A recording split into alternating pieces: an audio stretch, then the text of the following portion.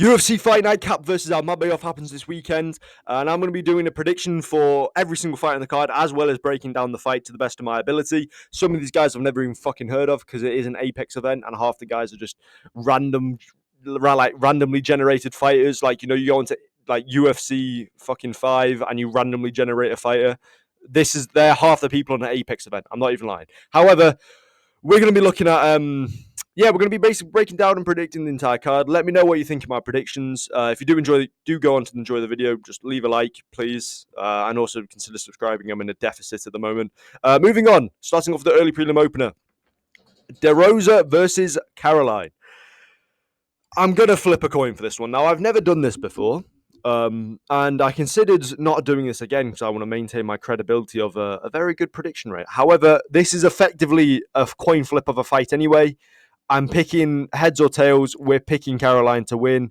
She won the coin flip. I'm picking her to win by decision. I cannot be asked with this matchup. Nice one. Moving on. Charles Johnson versus Ramazan. I'm just going to call him Ramazan. I'm not even going to bother pronouncing his next name because if you're new here, I butcher every single fucking name on the card. Charles Johnson has got some good wins. Beat Joshua Van, my favorite fighter at Flyweight, which is, quite annoying to me. Almost didn't pick him because he beat Joshua Van. So, However, Ramazan's 1-0 in the UFC. He's coming up against Charles Johnson. He wants a spot inside the top 15. I feel like Charles Johnson's just going to do what every rangy, flyweight does who's just too tall for the division and has too much reach. And that is just poking with a jab, maintain range, and just pretty much just see out a decision. So that's how I see this fight going. I see Charles Johnson getting the decision. I think Ramazan will not be able to take him down. I don't think he's going to be able to work range with a 7-inch reach disadvantage. Okay? Charles Johnson is a featherweight / welterweight sized guy fighting at flyweight. But that's just what you're going to get, So moving on. Danny Silva versus Lucas Almeida. I'm picking Danny Silva to win by decision. Once again, this is also another coin flip, but I already used my coin flip at the start of the video, and I don't want to do just half the fucking prelims or just me flipping a coin, because that doesn't really seem very entertaining. But, if you do want to see that, let us know. We might as well do that for the next fucking Apex Fighter Night, if they have more randomly generated fighters. Why am I even picking Danny Silva?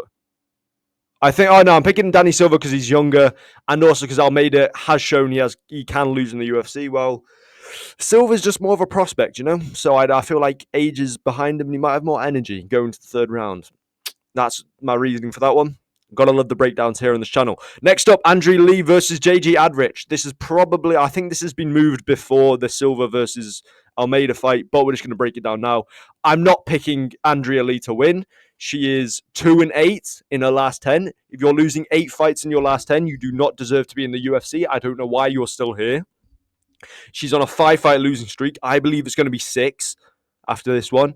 So I feel like she's also going to get cut from the UFC, and she should be cut because in literally any other division, you're getting cut. So, that's how I feel on this match. Moving on, we have Douglas da Silva da Andre versus John. Not even going to bother pronouncing that name. We're going to call him John. Yeah. So I feel like John's going to get this one done.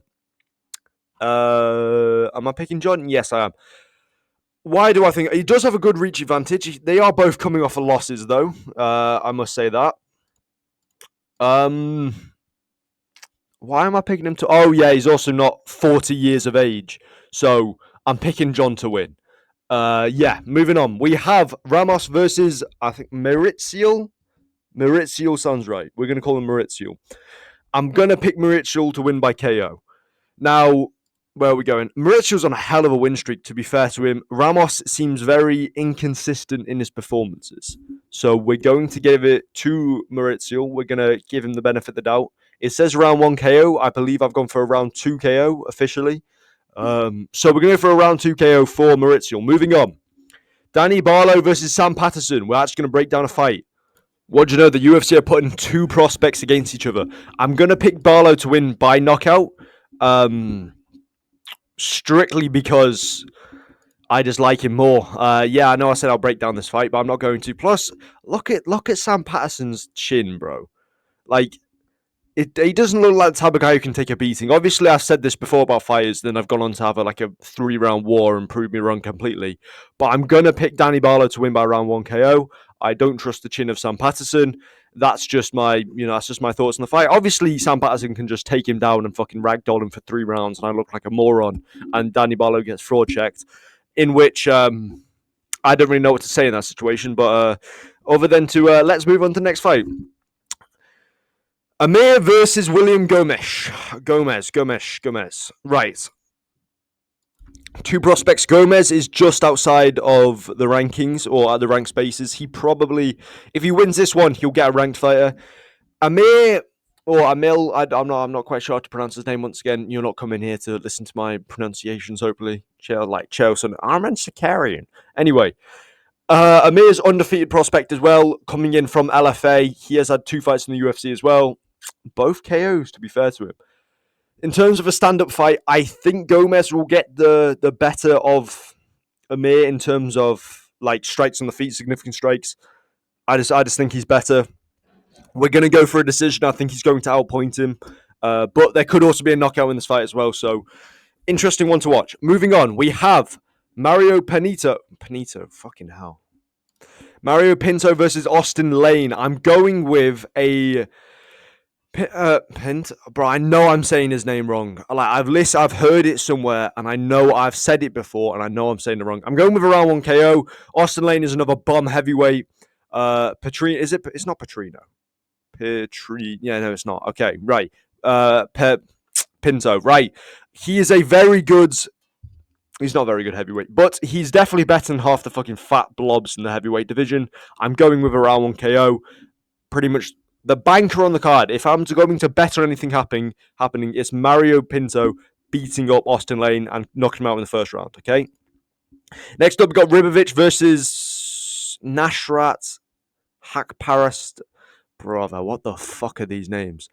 I'm going with late TKO for Estan Ribovic. I think Ribovic is going to win. I believe Ribovic is going to win. I actually like Ribovic.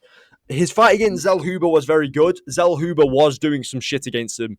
I believe it's in the 3rd round or is in the 1st. Could well be the 2nd either. Very close fight. I think he took it. No, he definitely did took it because I remember all the Mexicans on that card did awfully. Yeah, so I'm going Ribovic by late TKO. He obviously shown he's got a nice chin. He's also going to go to war if needs be. So I'm going with Ribovic round 3 KO. Cody Brundage versus Julian Marquez. I'm going to go Cody Brundage to win. Round 2 KO. Not quite sure what my thinking is on this one. He is younger than the Cuban Missile Crisis, which is a fucking mental name. 9-5 as a middleweight is also pretty wank as well. If we're being honest, 4-3 in the 3-4 in the UFC. And also on top of that, Brundage has got a win over Hisey, or Reese, whatever the fuck you want to call him, or Reese, Jacques Reese, and Marquez has lost to him. So basic MMA maths tells us that Brundage should beat Marquez, which is what I'm going with. Onto our main event, Manel Kape versus Asu Almabayev. I'm going with Manel Kape to win by decision. Now, obviously, this is more of a I want Manel Kape to win, but obviously, I can break down the fight here and say, whatever. 2 very entertaining flyweights. Flyweights as a whole is very entertaining as a division. But I'm going to actually take this time to rant at the fucking UFC matchmaking. Listen, you've shown us that you can swap around events and you don't care, right? You've swapped around Jack Deda Madalena. You've moved him around to fucking title shots. You've moved around Rodriguez and Diego Lopez. Why aren't you moving Manel Kape to fight Moreno and making Urseg fight Almabayev? Why is Urseg on a 2-fight losing streak getting a number 1 contender and Manel Kape, who was going to get a number 1 contender, getting Almabayev instead? That makes no fucking sense at all. I guess they don't want to make a habit of just changing around cards all the fucking time.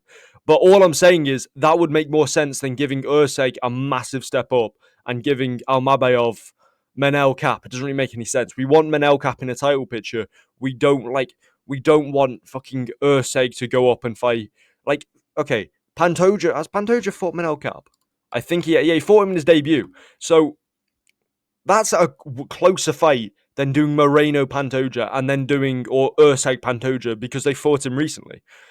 Just my opinion on it. I'm picking Manel Cap to win, though, and then I'm picking Manel Cap to get a title shot, not Kai Kara France. If they make Pantoja Kai Kara France, they've fumbled everything.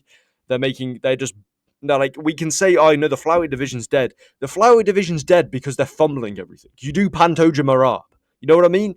Or you do Pantoja Manel Cap. Why are we doing Pantoja Kai Kara France? Off one win. Come on. Anyway, let me know what you think of my predictions. A bit of a shorter prediction video because half the fights on the card are just bullshit. But I'll see you in the next one. Goodbye.